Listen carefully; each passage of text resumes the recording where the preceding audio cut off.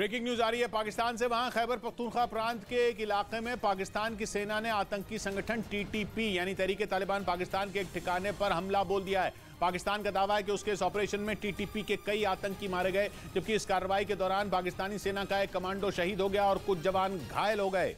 पाकिस्तान का दावा है कि मारे गए आतंकी पिछले कई दिनों से छिपे हुए थे और किसी बड़े हमले की तैयारी में थे, जिसका पता चलते ही पाकिस्तान की सेना ने टीटीपी के ठिकाने पर धावा बोल दिया।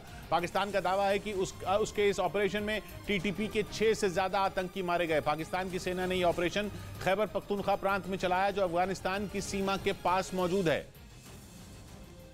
जिसे टीटीपी का गढ़ कहा जाता है। और वहां के दक्षिण वजीरिस्तान के एक इलाके में मौजूद टीटीपी के एक ठिकाने पर पाकिस्तानी सेना ने हमला कर दिया। पाकिस्तान ने इस ऑपरेशन का एक वीडियो भी जारी किया, जिसमें एक मकान से धुएं का गुबार उठता दिखा। थोड़ी देर बाद जब धुआं छटा तो उस मकान के पास एक आदमी जमीन पर तड़पता नजर आया। देखकर ऐसा लगा जैसे उसे गोली लगी हो। पाकिस्तान की सेना का दावा है कि वो आदमी टीटीपी का आतंकी था, जो अपने साथियों के साथ उस मकान के अंदर छिपा हुआ था, लेकिन भागने के दौरान वो मारा गया। पाकिस्तान का यह भी दावा है कि इस ऑपरेशन में टीटीपी के 6 से ज्यादा आतंकी मारे गए, जो अफगानिस्तान से पाकिस्तान में दाखिल हुए थे और किसी बड़े आतंकी हमले को अंजाम देने की फिराक में थे, लेकिन उनके इरादों की भनक लगते ही पाकिस्तान की सेना ने उन पर अटैक कर दिया, जिसके बाद मकान के अंदर मौजूद टीटीपी के आतंकी भागने की कोशिश करने लगे, लेकिन पाकिस्तानी सेना के जवानों ने उन्हें घेर कर ढेर कर दिया। हालांकि इस ऑपरेशन में पाकिस्तान की सेना के कमांडो हामिद रसूल की मौत हो गई, जबकि उसके 3 जवान गोली लगने से घायल हो गए। पाकिस्तान की सेना ने मारे गए आतंकियों की एक तस्वीर भी जारी की, जिसमें टीटीपी के 5 आतंकी घातक हथियारों से लैस दिखाई दिए। पाकिस्तान का दावा है कि इस ऑपरेशन में मारे गए सारे आतंकी 2 आत्मघाती हमलों समेत कई आतंकी घटनाओं में शामिल थे।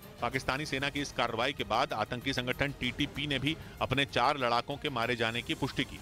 इधर महाराष्ट्र के जुन्नर इलाके में पारंपरिक ब्रह्मनाथ यात्रा निकाली गई, जिसमें बड़ी संख्या में लोग सड़कों पर जुटे और एक बैलगाड़ी के साथ साथ चलते नजर आए, जिसमें ऊंचाई पर एक डंडा लगा था। बैलगाड़ी पर लगे डंडे के दोनों ओर कई लोग रस्सियों को पकड़कर घूम रहे थे। परंपरा के तहत हर साल लोग इसी तरह यात्रा में डंडे के सहारे घूमते हैं, लेकिन इस बार हादसा हो गया जब बैलगाड़ी के ऊपर लगा डंडा टूट गया और लोग अचानक ऊंचाई से जमीन पर गिर गए। इसके बाद वहां मौजूद लोग मदद के लिए दौड़ पड़े। जमीन पर गिरने से 2 लोग गंभीर रूप से जख्मी हो गए, जिन्हें अस्पताल में भर्ती कराना पड़ा। बताया गया कि लकड़ी कमजोर थी और ज्यादा वजन नहीं झेल पाने से टूट गई।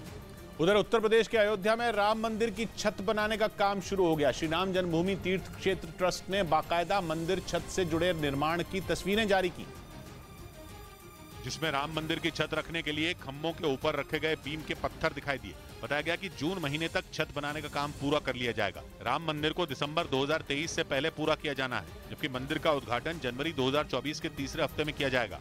इस बीच संयुक्त राष्ट्र सुरक्षा परिषद की एक बैठक में रूस को बड़ा झटका लगा। बैठक की अध्यक्षता रूस कर रहा था और इसीलिए कई देशों ने इस बैठक का बहिष्कार कर दिया। और बहिष्कार भी ऐसा कि कई देशों के प्रतिनिधि हॉल छोड़कर ही बाहर निकल आए। संयुक्त राष्ट्र सुरक्षा परिषद में फिलहाल अध्यक्षता रूस के पास है, लेकिन यूक्रेन जंग के बाद से ही रूस पश्चिमी देशों के निशाने पर है। रूस को घेरने का ये संगठन कोई मौका नहीं छोड़ रहे। हालांकि ये बैठक यूक्रेन जंग में कई जगहों पर फंसे हुए बच्चों को निकालने के लिए बुलाई गई थी, लेकिन रूस की अध्यक्षता को बहाना बताकर कई देशों ने बैठक छोड़ दी। बैठक का बहिष्कार करने वाले देशों में सबसे बड़े नाम अमेरिका और ब्रिटेन के रहे।